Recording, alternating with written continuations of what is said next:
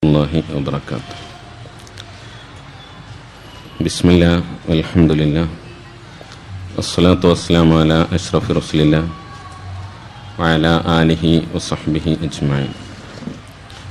بسم الله الذي لا يضر مع اسمه شيء في الأرض ولا في السماء هو السميع العليم.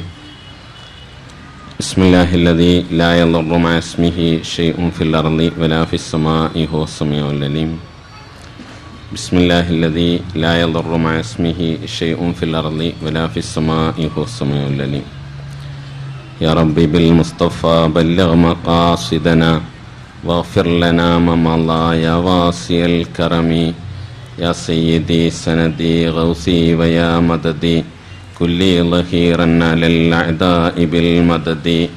مجير عرضي وخذ بيدي مدى مددي خليفة الله فينا محي الدين.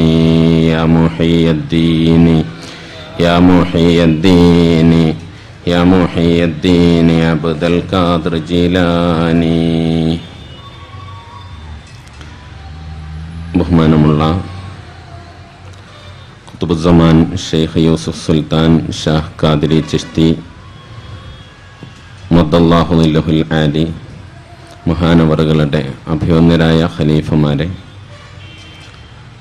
പ്രിയങ്കരായ പണ്ഡിത ശ്രേഷ്ഠരെ, ആദരണീയരായ ജ്യേഷ്ഠാനുജന്മാരെ, സ്നേഹമുള്ള സത്യവിശ്വാസികളെ, സഹപ്രവർത്തകരെ, സർവശക്തനായ അള്ളാഹുവിൻ്റെ അനുഗ്രഹത്താൽ ഇങ്ങനെ ഒരുമിച്ച് കൂടാൻ വിധിയുണ്ടായി. നാളെ സ്വർഗലോകത്തും സംഗമിക്കാനുള്ള സൗഭാഗ്യം അള്ളാഹു നമുക്കൊക്കെ നൽകി അനുഗ്രഹിക്കുമാറാകട്ടെ. നാം ചെയ്യുന്ന പ്രവർത്തനങ്ങളഖിലം പടച്ച തമ്പുരാന്റെ പ്രീതിക്കായി ചെയ്തു തീർക്കാൻ അള്ളാഹു നമ്മെ തുണക്കുമാറാകട്ടെ. അവസാനം അള്ളാഹുവിൻ്റെ റിള സ്വയത്തമാക്കുന്ന മഹാഭാഗ്യശാലികളിൽ അള്ളാഹു നമ്മെ ഉൾപ്പെടുത്തി അനുഗ്രഹിക്കട്ടെ. തെറ്റിദ്ധരിച്ച് അബദ്ധം പറഞ്ഞുകൊണ്ടിരിക്കുന്ന സഹോദരന്മാർക്ക് തിരുത്താനും ശരിയായ ലൈൻ സ്വീകരിക്കാനുമുള്ള സൽബുദ്ധി അള്ളാഹു പ്രദാനം ചെയ്യുമാറാകട്ടെ.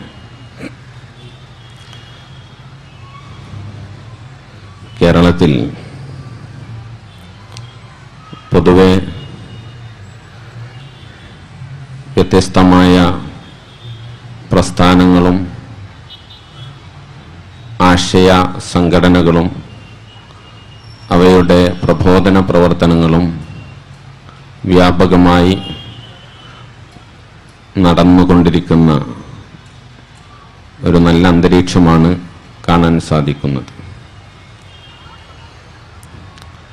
കേരളത്തിൽ ജനങ്ങൾ പ്രബുദ്ധരാണ്. കാര്യങ്ങൾ വസ്തുനിഷ്ഠമായി മനസ്സിലാക്കാനുള്ള അഥവാ മനസ്സിലാക്കി കൊടുക്കാനുള്ള പരിപക്വത നേടിയ പ്രസ്ഥാനങ്ങൾ സുതാര്യമായ ആശയാവതരണം നടത്തുക എന്ന പരിപാടിയാണ് സാധാരണ കണ്ടുവരാറ്. ഈ ഭാഗത്ത് പ്രവർത്തിച്ചു കൊണ്ടിരിക്കുന്ന ദക്ഷിണ കേരള ജമിയത്തുൽ ഉലമ ഞാൻ മനസ്സിലാക്കിയിടത്തോളം പൊതുവെ മുസ്ലിങ്ങളുടെ ഇടയിലുള്ള അഭിപ്രായ വ്യത്യാസമുള്ള കാര്യങ്ങളിൽ പൊതുവേദിയിലേക്ക് വലിച്ചിടുന്ന ഒരു സ്വഭാവം ഇതുവരെയായി ശ്രദ്ധയിൽ പെട്ടിട്ടില്ല. മാത്രമല്ല, അവരുടെ പ്രസ്ഥാനത്തിൽ പ്രവർത്തിക്കുന്ന ഒരുപാട് പണ്ഡിതന്മാരുണ്ട് എന്നാണ് ഞാൻ മനസ്സിലാക്കുന്നത്. അത്തരം പണ്ഡിതന്മാര് കാര്യങ്ങൾ ഗ്രഹിച്ച് വസ്തുനിഷ്ഠമായി വിശകലനം ചെയ്ത് തങ്ങളുടെ പ്രവർത്തകന്മാരെ ബോധ്യപ്പെടുത്തുന്ന ശൈലിയായിരുന്നു നാളിതുവരെയായി ഇവിടെയൊക്കെ കണ്ടുവന്നിരുന്നത്. അതിന് വിപരീതമായി തിരുവനന്തപുരം ജില്ലയിൽ അങ്ങകലെ പാലക്കാട് ഉള്ള ഒരു സഹോദരൻ, അള്ളാഹു അദ്ദേഹത്തിന് സൽബുദ്ധി പ്രദാനം ചെയ്യുമാറാകട്ടെ, ആരും പഴച്ച് നശിച്ചു പോണം എന്ന് നാം ആഗ്രഹിക്കുന്നില്ലല്ലോ. ഒരു പക്ഷേ ഒരാവേശത്തിൽ ചില ആളുകൾക്കൊക്കെ അങ്ങനെ തോന്നിയേക്കാം. അത്യാവശ്യം ഒരു തലയെക്കെട്ടും അല്ലെങ്കിൽ തൊപ്പിയും താടിയും ഒരു ശുഭ്രവസ്ത്രവും ഒക്കെ ധരിച്ച് കണ്ണാടിയുടെ മുമ്പിൽ ഇങ്ങനെ നിൽക്കുമ്പോൾ താൻ കൊള്ളാം എന്നിങ്ങനെ തോന്നും. അപ്പൊ പിന്നെ കയ്യിലുള്ള എന്തെങ്കിലും ഒന്ന് രണ്ട് ഇബാറത്തുകൾ, വാക്യങ്ങൾ, കിതാബിന്റെ വേർഡ്സ് അതെടുത്തുകൊണ്ടുവന്ന് സമുദായത്തിന്റെ മുമ്പിലിട്ട് കൊടുത്ത് പാണ്ഡിത്യം ചമയാനുള്ള ശ്രമം നടത്തും. പക്ഷെ അങ്ങനെ ശ്രമം നടത്തി സമുദായത്തിന് ഉപദ്രവകരമല്ലാത്ത രീതിയിൽ നീങ്ങുകയാണെങ്കിൽ പ്രശ്നമില്ലായിരുന്നു. അടിസ്ഥാനപരമായി മുസ്ലിം ഉമ്മത്തിന് രക്ഷപ്പെടാൻ പര്യാപ്തമായ സാഹചര്യത്തിന് വിഘ്നം സൃഷ്ടിക്കുന്ന രീതിയിലുള്ള സമീപനമുണ്ടാകുമ്പോൾ അത് ബോധ്യപ്പെടുത്താനുള്ള ധാർമ്മികമായ ഉത്തരവാദിത്തം നിർവഹിക്കപ്പെടുകയാണ് ഈ സംഗമത്തിലൂടെ നിർവഹിക്കുന്നത്. ഇവിടെ പരാമർശ വിധേയമാക്കപ്പെട്ട വ്യക്തി ഞാൻ നേരത്തെ സൂചിപ്പിച്ച പാലക്കാട്ട് നിന്നും തിരുവനന്തപുരത്തെത്തിയ മാന്യദേഹം. അദ്ദേഹത്തിന്റെ പ്രഭാഷണം ഞാൻ കേട്ടു. അദ്ദേഹത്തിന്റെ പ്രഭാഷണത്തിന്റെ തുടക്കത്തിൽ തിരുവനന്തപുരം ജില്ല ഉൾക്കൊള്ളുന്ന ഈ മേഖലയിൽ പ്രവർത്തിച്ചുകൊണ്ടിരിക്കുന്ന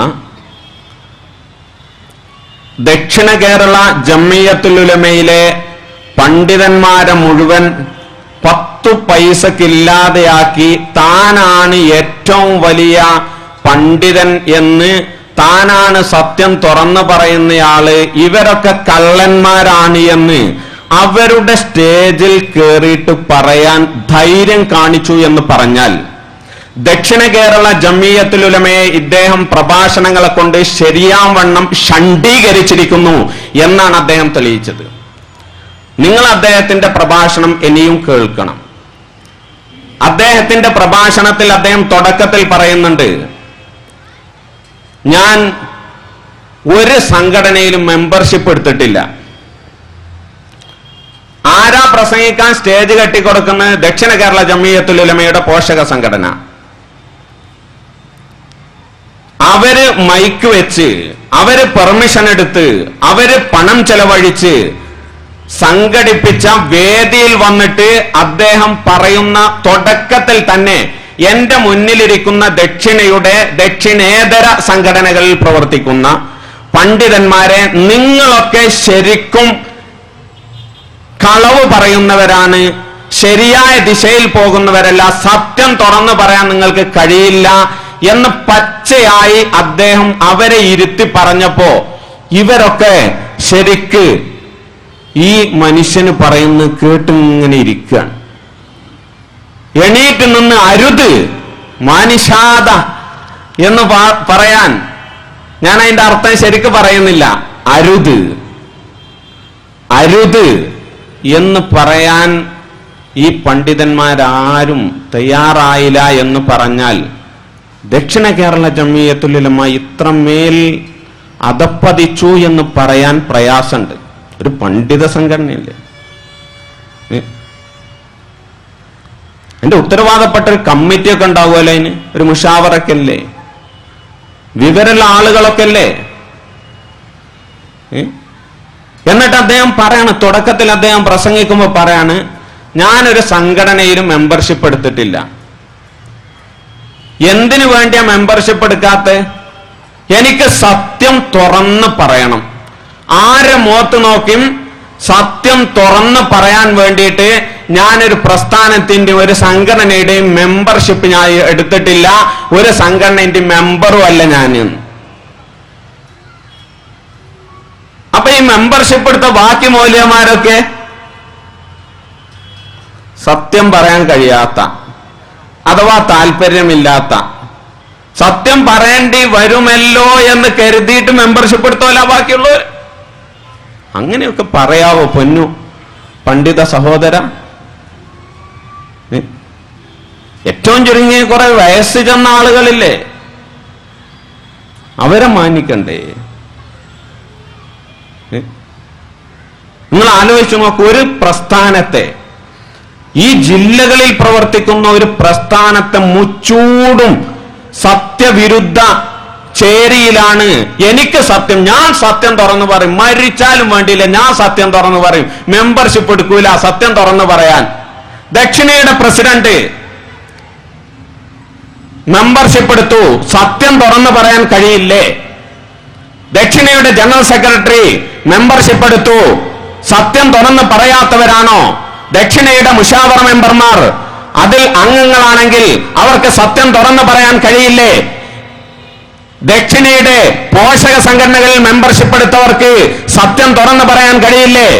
അവരുടെ യുവജന പ്രസ്ഥാനത്തിൽ പ്രവർത്തിക്കുന്നവർക്ക് സത്യം തുറന്നു പറയാൻ കഴിയില്ലേ? അവരുടെ മുഅല്ലിമീൻ പ്രസ്ഥാനത്തിൽ പ്രവർത്തിക്കുന്നവർക്ക് സത്യം തുറന്നു പറയാൻ കഴിയില്ലേ? ഇവർക്കൊന്നും സത്യം തുറന്നു പറയാൻ കഴിയില്ല എന്ന് ആർജവത്വത്തോടുകൂടെ അവരെ മുഴുവൻ കുത്തിയിരിപ്പിച്ച് അവരുടെ മുഖത്ത് നോക്കി പാലക്കാട് നിന്ന് ഒരു ഹസ്രത്ത് വന്ന് ആക്രോശിക്കുമ്പോൾ പിടിച്ചു കെട്ടാനുള്ള ആഴത്വം നഷ്ടപ്പെട്ട, ശല്യീകരിക്കപ്പെട്ട ഒരു പ്രസ്ഥാനമായി ദക്ഷിണ കേരള ജംഇയ്യത്തുൽ ഉലമ അധപ്പതിക്കുന്നത് മോശമാണ് എന്ന് ഉത്തരവാദപ്പെട്ട ആളുകളെ ബോധ്യപ്പെടുത്താൻ ഞാൻ ആഗ്രഹിക്കുകയാണ്. അല്ലേ വേണ്ടേ? നിങ്ങൾ ആലോചിക്കുക, ആ കേസറ്റ് കേൾക്കി എനിക്കൊരു വിഷമം തോന്നി കേട്ടപ്പോ. ഒരു വലിയൊരു പണ്ഡിത സഭ, അതില് മെമ്പർഷിപ്പ് എടുത്തോര്, അതില് അംഗങ്ങളായോല്, അവരൊക്കെ ഒരു ഭാഗത്ത് നിർത്തിയിട്ട് ഇയാള് മാത്രം ഒരു സത്യം പറയുന്ന ആള് അങ്ങനെ ചെയ്യാവോ? ഈ ഭാഗത്തുള്ള ആളുകൾ അദ്ദേഹം ഒന്ന് പറയുമ്പോഴേക്കും, എന്നിട്ട് അദ്ദേഹം പറയേണ്ട ആശയ സംവാദമാണല്ലോ, ഇത് പറഞ്ഞിട്ട് സത്യം പറയുന്ന ആളാണ്, ഒരു പ്രശ്നമില്ല എന്ന് പറഞ്ഞിട്ട് അദ്ദേഹം എന്താ ചെയ്യേണ്ടത്? ഞാൻ പറഞ്ഞ കാര്യം ശരിയല്ലെന്ന് അവർ പറയണമെങ്കിൽ അതിനവർക്ക് തുറന്ന് വേദി കൊടുക്കി, ഒരു കുഴപ്പമുണ്ടാക്കരുത് എന്ന് പറയേണ്ടതിന് പകരം പെർമിഷൻ മുടക്കുക. ഓ, ഭയങ്കര സത്യസന്ധന അല്ലേ? ഇയാൾക്ക് സത്യം പറയണമെങ്കിൽ രാജ്യത്തെ പോലീസ് സംവിധാനം മുഴുവൻ തന്റെ പിന്തുണയ്ക്ക് വേണമെന്ന് വരുമ്പോൾ പിന്നെ മെമ്പർഷിപ്പിന്റെ പേര് പറഞ്ഞ സത്യത്തിന്റെ എങ്ങനെ വേണോ?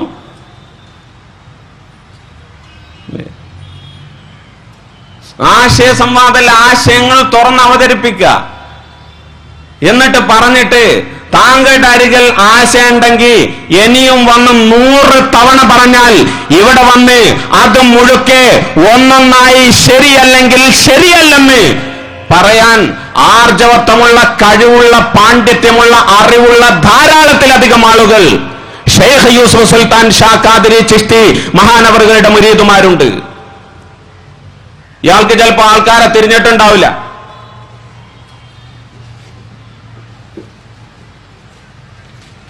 ഷെയ്ഖ് യൂസുഫ് സുൽത്താൻ ഷാ ഖാദിരി ചിശ്തി എന്ന് പറയുന്ന ഖുതുബുസ്സമാൻ കേരളത്തിൽ, ഇന്ത്യയിൽ, ലോകത്ത് നടത്തിക്കൊണ്ടിരിക്കുന്ന ആളുകളുടെ ഹൃദയങ്ങളിലേക്ക് ഈമാൻ സന്നിവേശിപ്പിച്ചുകൊണ്ട് മഹിതമായ ദീനിന്റെ യശസ്സാർന്ന ജീവൽ പ്രതീകങ്ങളായി ജീവിപ്പിക്കുന്ന സാഹചര്യം ഉടലെടുത്തപ്പോ പലരും ഇതിനു മുമ്പ് രംഗത്ത് വന്നു. അവരൊക്കെ എവിടെ പോയി എന്ന് ആശയ സമരത്തിന്റെ പോരാട്ടത്തിലെ ശ്മശാനത്തിലെ മീസാൻ കല്ലുകളെടുത്ത് പരിശോധിച്ചു നോക്കിയാൽ ഒരുപാട് ഹസ്രത്തുമാരെ കാണാൻ സാധിക്കും. അല്ലേ? അവരൊക്കെ വന്നപ്പോ ഇതിലേറെ ഊക്കുണ്ടായിരുന്നു. കാര്യം തിരിഞ്ഞപ്പോ ഇനി ആക്രോശിച്ചാൽ അപകടമാണെന്ന് മനസ്സിലാക്കി അവരൊക്കെ പരിപാടി നിർത്തിയപ്പോ ഈ സാധു ഇറങ്ങിയിരിക്കണം. അള്ളാഹു അദ്ദേഹത്തിന് സൽബുദ്ധി പ്രദാനം ചെയ്യട്ടെ.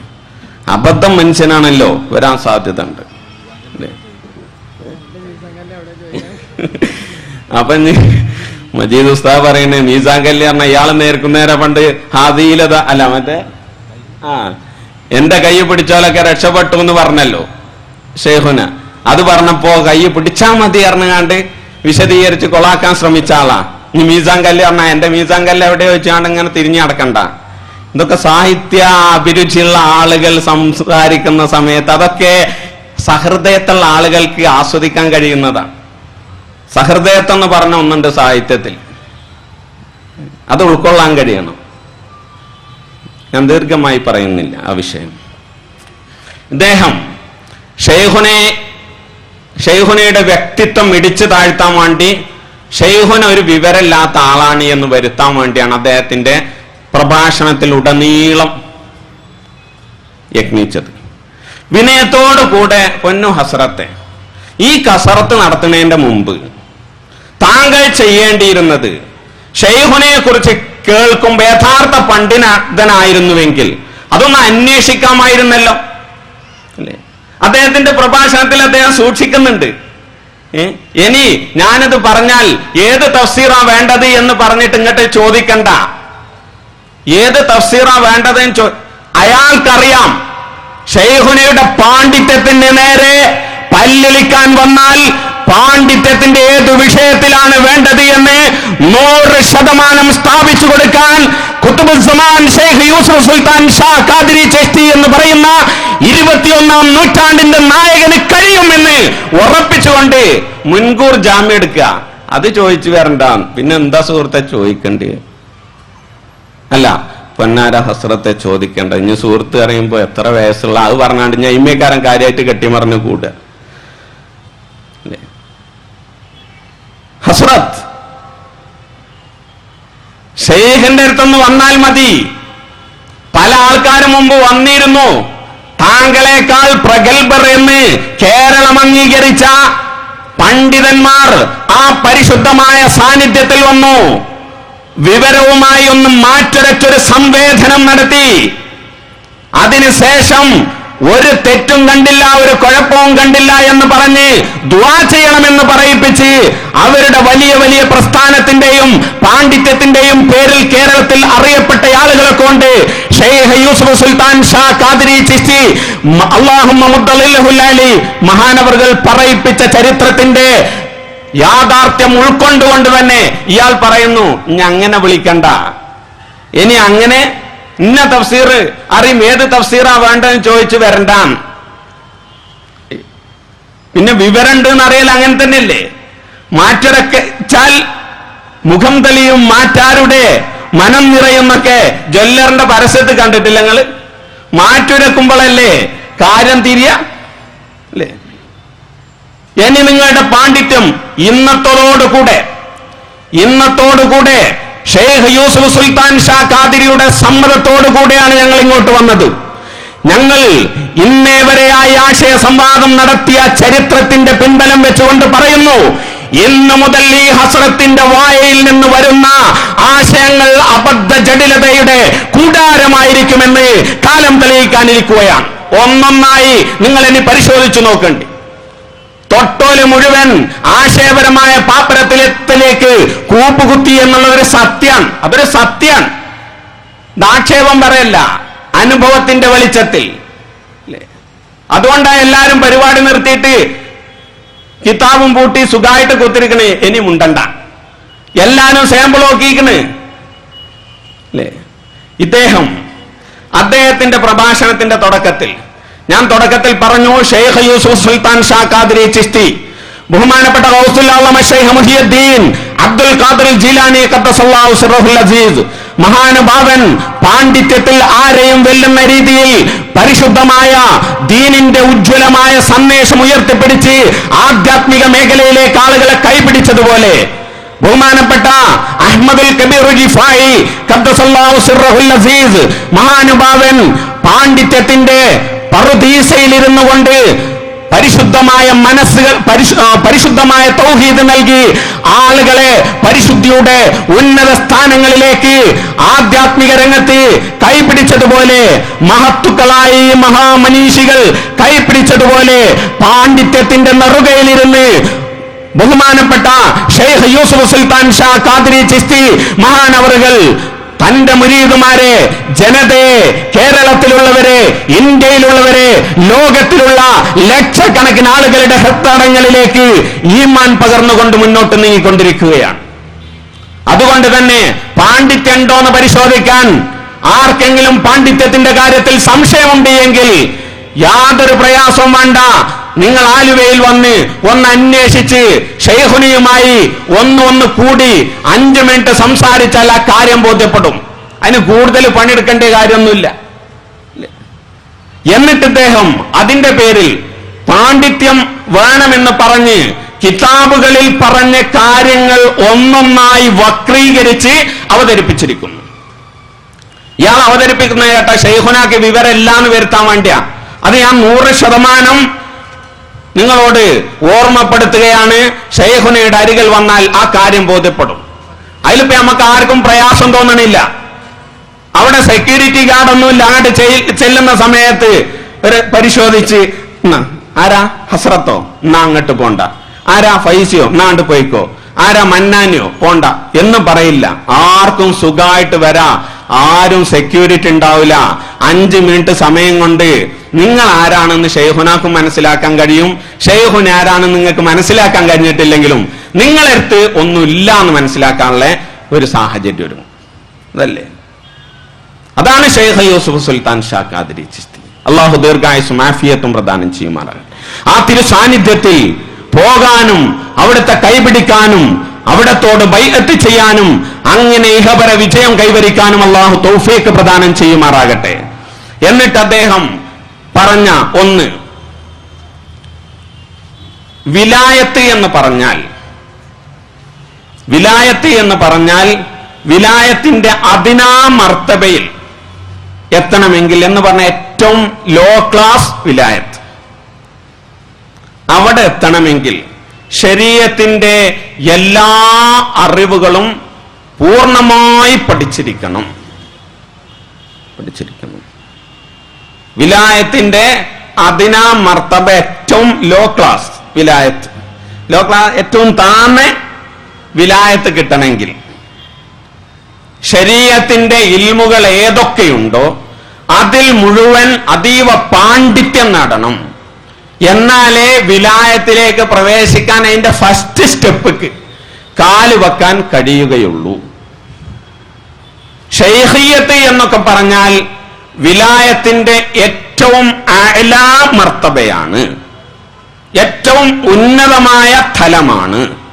അതുകൊണ്ട് അവിടെ എത്തണമെങ്കിൽ ശരീഅത്തിന്റെ എല്ലാ ഇൽമിലും അതീവ പാണ്ഡിത്യം, ശാസ്ത്രം ഓരോ കണ്ടെത്തലും നടത്തുമ്പോൾ അതിനെക്കുറിച്ചുള്ള അഗാധമായ പാണ്ഡിത്യം, അതിനെക്കുറിച്ചൊക്കെ വിസ്തരിച്ച് വിശദീകരിച്ച് പറയാനുള്ള പ്രാവീണ്യം ഉണ്ടെങ്കിലേ ഷെയ്ഖാകാൻ പറ്റുള്ളൂ എന്നാണ് ഇദ്ദേഹം പറഞ്ഞത്. ഇതുവഴി ഒരുപാട് മഹാമനീഷികളെ ഈ മഹത്തായ വിലായത്തിന്റെ പദവിയിൽ നിന്ന് തട്ടിത്തെറിപ്പിക്കാനുള്ള നിഗൂഢമായ ആസൂത്രിതമായ ശ്രമമാണ് എന്നതിലുപരി മഹത്തുക്കൾ പറഞ്ഞ കിതാബിന്റെ ഇബാറത്ത് പച്ചയായി വക്രീകരിച്ച് നേരെ വിപരീതം അർത്ഥം വെക്കുകയും അവതരിപ്പിക്കുകയും ചെയ്തു. അതാ വലിയ അപകടം. നോക്കൂ നിങ്ങൾ. എന്നിട്ട് അദ്ദേഹം പറഞ്ഞു, ബഹുമാനപ്പെട്ട ഇബ്നു ഹജർ റഹിമഹുല്ല ആരാ? വലിയ ആരിഫാണ്. ഇദ്ദേഹം പറയുകയാണ് വലിയ ആരിഫാണ്. അദ്ദേഹത്തിന്റെ കാലഘട്ടത്തിലെ ഖുതുബാണ് മഹാനുഭാവൻ ഇബ്നു ഹജർ റഹിമഹുല്ല. ആ മഹാനുഭാവൻ തന്റെ ഫതാവൽ ഹദീസിയയിൽ പറഞ്ഞ വിഷയമാണ് എടുത്തുദ്ധരിച്ചത്. മത്തഖവല്ലാഹു മിൻ വലിയ്യിൻ ജാഹിലിൻ വലവിത്തഖവഹു ലഅല്ലമഹു. അള്ളാഹു ഒരു ജാഹിലായ ആളെ വലിയാക്കുക എന്ന് പറഞ്ഞിട്ട് വിശദീകരിക്കുക. വലവിത്തഖവഹു ലഅല്ലമഹു. അങ്ങനെ ജാഹിലിനെ വലിയാക്കിയാൽ, വിവരമില്ലാത്തവനെ വലിയാക്കിയാൽ അവൻ അള്ളാഹു പഠിപ്പിച്ചു കൊടുക്കും എന്ന് പറഞ്ഞ് ഈ വാക്യം എടുത്തു വെച്ച് അദ്ദേഹം വിശദീകരിക്കുക. ഇത് വിശദീകരിച്ചുകൊണ്ട് ഇബ്നു ഹജർ റഹിമഹുല്ല പറഞ്ഞത്, ശരീഅത്തിന്റെ എല്ലാ ഇൽമുകളിലും അഗാധ പാണ്ഡിത്യം ഉണ്ടായാലേ അദ്ദേഹം വിലായത്തിന്റെ മർത്തബയിലേക്ക് പ്രവേശിക്കുകയുള്ളൂ. അതിനാ മർത്തബയിലേക്ക് തന്നെ പ്രവേശിക്കുകയുള്ളൂ.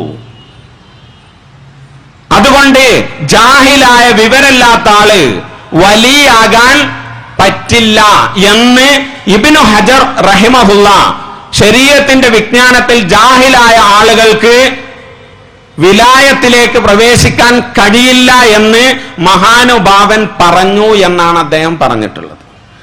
എന്താണ് ഫതാവൽ ഹദീസിയയിൽ ഇവിഷയകമായ വിശദീകരണമായി ഇബ്നു ഹജർ റഹിമഹുല്ല എന്ന് പറയുന്ന ആരിഫും കുത്തുബുമാണ് എന്ന് വിശേഷിപ്പിക്കപ്പെട്ട ആ മഹാമനീഷി പറഞ്ഞത്?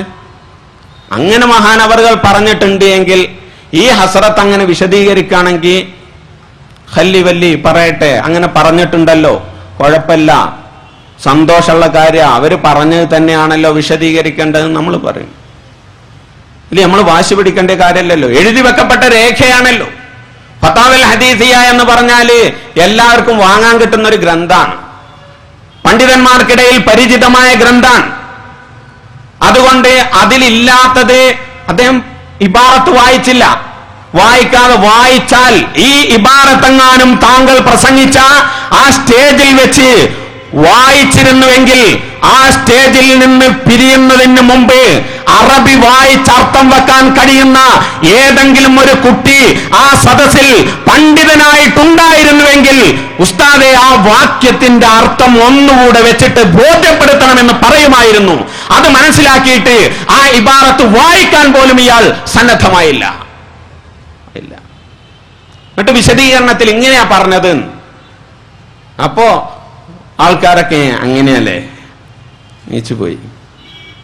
എണീറ്റ് പോയി ആലോചിക്കണ്ട. പറയുമ്പോ ഉത്തരവാദപ്പെട്ട ഒരു പ്രസ്ഥാനത്തിന്റെ പേരിൽ സംഘടിപ്പിക്കപ്പെട്ട പരിപാടിയാകുമ്പോ കൂടുതൽ ആലോചിക്കണ്ടേ? നോക്കൂ നിങ്ങൾ, മഹാനുഭാവൻ പറയുന്നു, ഇബ്നു ഹജർ റഹിമഹുല്ല ഈ വാക്യം വിശദീകരിച്ചുകൊണ്ട് പറയുന്നു, ഫൽ മുറാദു അൽ ജാഹിലു ബിൽ ഉലൂമിൽ വഹബിയ്യ വൽ അഹ്വാലിൽ ഖഫിയ്യ. അൽ ജാഹിലു ബിൽ ഉലൂമിൽ വഹബിയ്യ, ഇവിടെ ജാഹിലി എന്ന് പറഞ്ഞത് അറിവില്ലാത്തവൻ എന്ന് പറഞ്ഞത്, വിവരമില്ലാത്ത ആള് എന്ന് പറഞ്ഞത് ബിൽ ഉലൂമിൽ വഹബിയ്യ, ശരീഅത്തിന്റെ വിജ്ഞാനത്തെ കുറിച്ചല്ല, വഹബിയായ അറിവിനെ കുറിച്ചാണ് ആ പറഞ്ഞത് എന്ന് മഹാനുഭാവൻ വിശദീകരിക്കുന്നു. വലിയാകണോ, വലിയകൾക്ക് വേണ്ട വഹബിയായ വിജ്ഞാനം വേണം, അതില്ലാത്തവനായ പറ്റില്ല എന്നാണ് പറഞ്ഞത്. മാത്രമല്ല വീണ്ടും തുടർന്ന് ഇബ്നു ഹജർ റഹിമഹുല്ല പച്ചയായി ഈ വാക്യം വിശദീകരിച്ച് തന്റെ കിതാബ് ഫതാവൽ ഹദീസിയയിൽ വളരെ വ്യക്തമായി പറയുന്നു, ലൽ ജാഹിലു ബിമബാദിഇൽ ഉലൂമിൽ ളാഹിറതി മിമ്മാ യജിബു അലൈഹി. ലൽ ജാഹിലു ബിമബാദിഇൽ ഉലൂമിൽ ളാഹിറതി മിമ്മാ യജിബു അലൈഹി. നോക്കൂ നിങ്ങൾ, എന്തുമാത്രം സുതാര്യമായിട്ടാ മഹാനുഭാവൻ പഠിപ്പിച്ചത്. ലൽ ജാഹിലു, വിവരമില്ലാത്തയാളല്ല, ബിമബാദിഇൽ ഉലൂമിൽ ളാഹിറ, ശരീഅത്തിന്റെ ഇൽമുകളുടെ പ്രാഥമിക ജ്ഞാനം പോലും അറിവില്ലാത്ത ആളാണ് എന്നല്ല, മഹാവിജ്ഞാനമില്ലാത്ത ആളല്ല എന്നല്ല,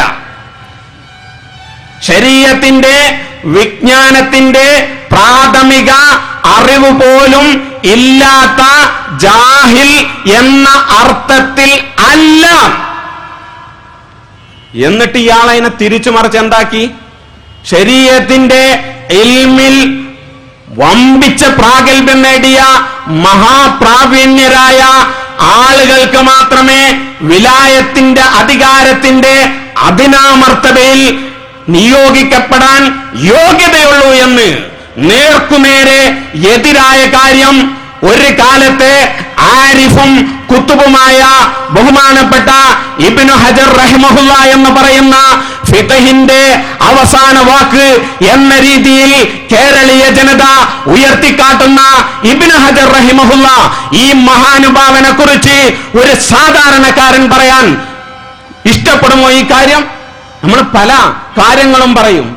ഇത്രയും കുത്തുബാണി എന്ന് പരിചയപ്പെടുത്തിയ, ആരിഫാണി എന്ന് പരിചയപ്പെടുത്തിയ ഉന്നതമായ ഫിഖഹി കർമ്മശാസ്ത്രത്തിൽ, ഫിഖഹിന്റെ ഉന്നതമായ തലങ്ങളിൽ മുടിനാരിക കീറി മസ്അലകൾ വേർതിരിക്കാൻ പരിജ്ഞാനം നേടി ആളുകൾക്കത് ഗ്രന്ഥത്തിലൂടെ കൈമാറിയ ഉന്നതമായ തലത്തിൽ നിയോഗിക്കപ്പെട്ട ഈ മഹാമനീഷിയെ കുറിച്ച് പച്ചക്കള്ളം വിളിച്ചു പറയാൻ ഉത്തരവാദപ്പെട്ട ഒരു പ്രസ്ഥാനത്തിന്റെ സ്റ്റേജ് ഉപയോഗിക്കുന്നതിന് അവസരമൊരുക്കുന്നത് ലജ്ജാകരമല്ല കൂട്ടരെ? നിങ്ങൾ ചെയ്തത് ശരിയായോ? വേദി കെട്ടിയോല് ചെയ്തത് ശരിയാണോ? പണം മുടക്കിയോല് അള്ളാന്റെ മാർഗത്തിലാ ചെലവഴിച്ച്? ഖുത്ബുസ്സമാനെ പറയുന്നതിന് മുമ്പ് ആമുഖമായി ഇബ്നു ഹജർ റഹിമഹുല്ല എന്ന് പറയുന്ന ആ കാലഘട്ടത്തിലെ ഖുത്ബ് എന്ന് പറയുന്ന ആ മഹാമനീഷിയുടെ നെഞ്ചത്ത് കയറി ഡാൻസ് കളിക്കാൻ ആർജവത്വം കാണിച്ച നിന്നെ പോലുള്ള ഹസ്രത്തുമാരിൽ നിന്ന് ഇതിലും വലുത് പ്രതീക്ഷിക്കപ്പെടണം വേണ്ടേ? എന്താ അയാളെ ധൈര്യം? ധൈര്യം ഉണ്ടെന്ന് തുടക്കത്തിലെ അയാളെ തെളിയിച്ചില്ലേ?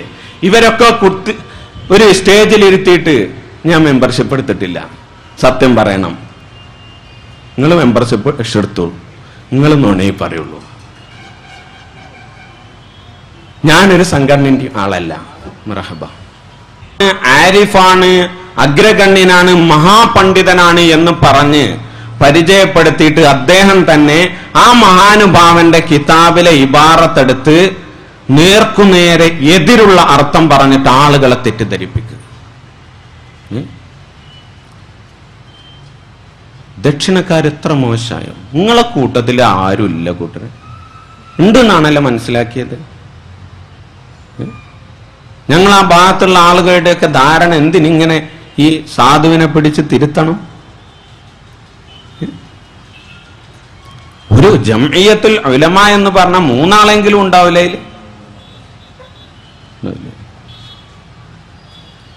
ഇവരാരെയും കൊണ്ടുവരാതെ മെമ്പർഷിപ്പ് എടുക്കാത്ത വളരെ സത്യം പറയുന്ന ഇയാളെ തന്നെ കൊണ്ടുവരേണ്ടി.